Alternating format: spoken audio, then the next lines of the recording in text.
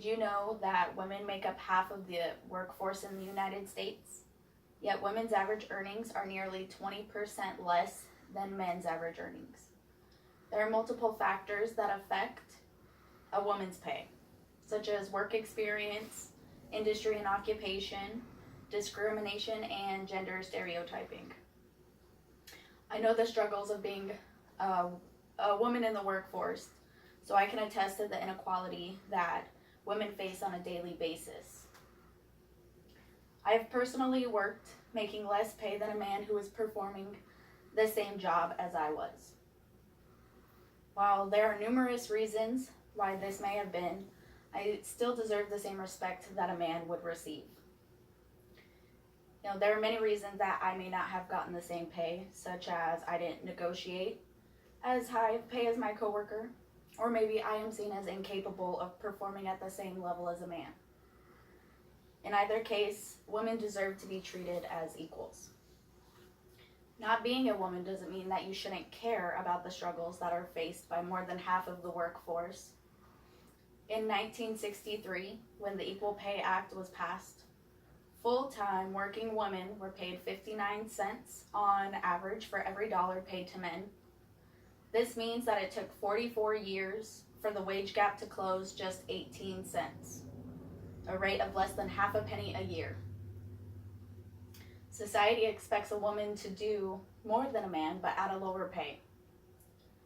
I will explain why many people believe that women don't receive equal pay, and then I will pose a solution to eliminate the discrimination against women in the workforce by proposing a revision to the Equal Pay Act of 1963.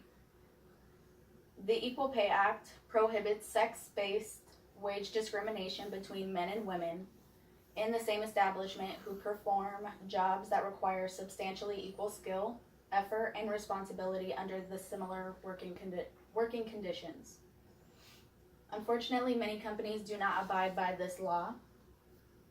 Everyone has a bias, but women are expected to work, clean the home, raise children, and so much more. Yet that work is rarely valued at the same level as a man's work. One reason for pay inequality is that women generally have less work experience than men, which accounts for 14% of the pay gap. Outside factors and family are contributing reasons why women don't have as much work experience as men. Women are also more likely than men to be part-time workers who receive lower hourly wages and fewer benefits compared to those doing the same full-time job regardless of gender.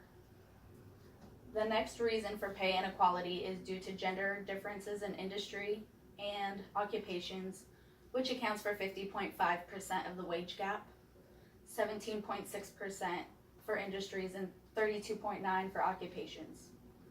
It appears that wages are generally lower in fields that are woman-dominated compared to men-dominated. So I asked my father for his opinion on the wage gap, and he said, "A woman can do everything that a man can do, but a woman's body is not made to perform like a man's body."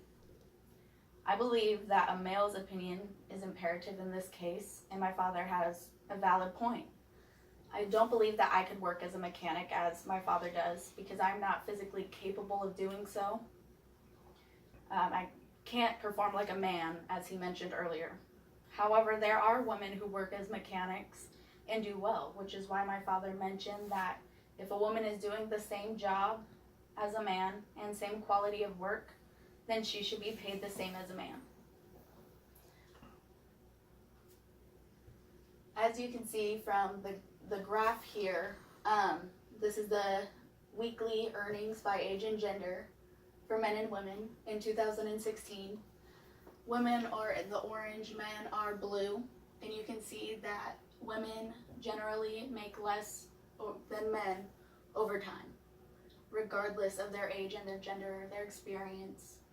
Women just make lower wages than men make.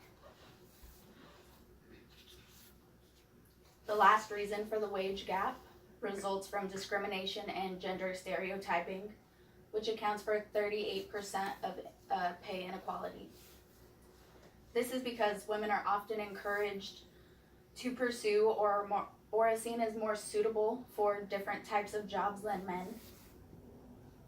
So I asked my fiance about his opinion on the wage gap.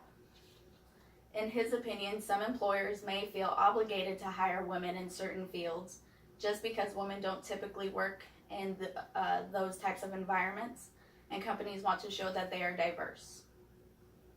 Women have worked so hard for equality, yet it seems that they haven't gotten very far. The plausible solution to decreasing the pay gap is to reach out to policymakers to request that action be done to increase pay transparency by allowing for more collection of data around gender wages at the federal, state, and local levels of government. However, a revision to the Equal Pay Act can make a huge difference for women everywhere, which is why I asked that if you can, reach out to your representative to explain how beneficial it would be to eliminate barriers for equal pay opportunities. Taking a look at this graph, you can see that in the United States, there are certain states that have no equal pay law, a weak equal pay law, a moderate equal pay law, and a strong equal pay law.